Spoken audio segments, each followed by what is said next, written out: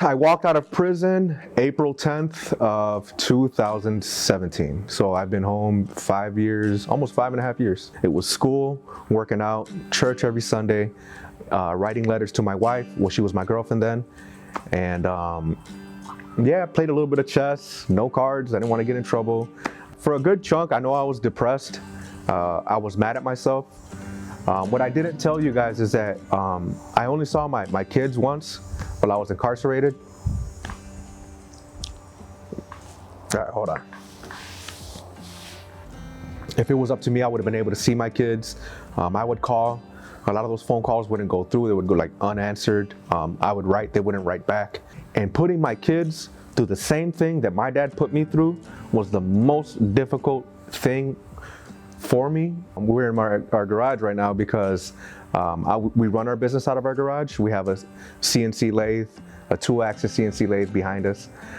So what we do right now is just only lathe work. Eventually we'll move on to mill work, but for the moment we're doing lathe work out of our garage. I was supposed to go to Rolling Metals to pick up some material for one of the jobs that I was working on. I know it was kind of a turn. I think I was going left on 355, I think it was.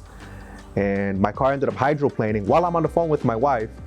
And I remember the back end of the car going to the right. I lose control of the car. Finally, when the car gained traction, I remember hitting a light pole.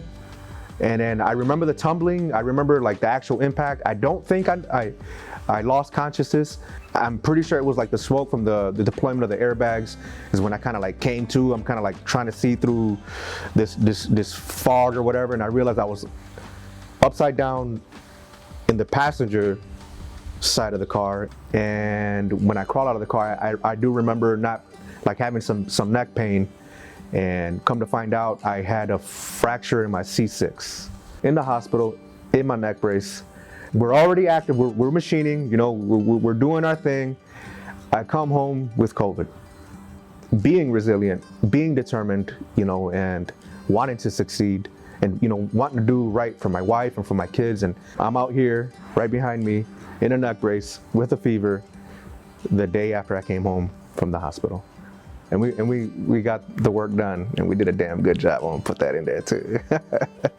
I'd like to share my story because there's got to be unfortunately in the world that we live in, there's a kid somewhere that experienced what me and my brothers experienced, and as kids and as teenagers, as young men, and I'd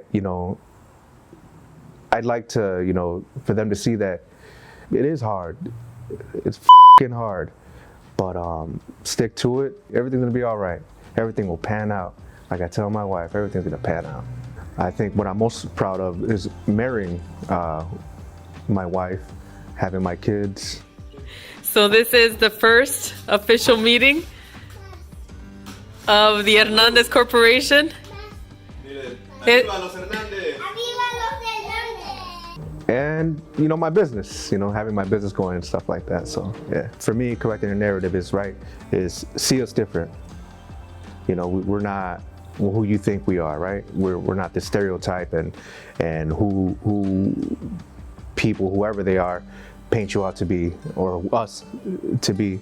And how I, in my opinion, how I embody it is the way that I speak, right? I have my slip-ups, but I speak different, right? I've severed all ties with that crowd, right? I'm the people that I choose to be around. The decisions I make, right? The support that I have, it's because you can be supported by the wrong people too, right? And they can guide you down the wrong path easily. The people that play, an important role in my life are good people. I think, they're good people, and they help me make the right decisions, from the way that I talk, the way that I carry myself, starting the business. In my opinion, that's how I feel I embody correcting the narrative.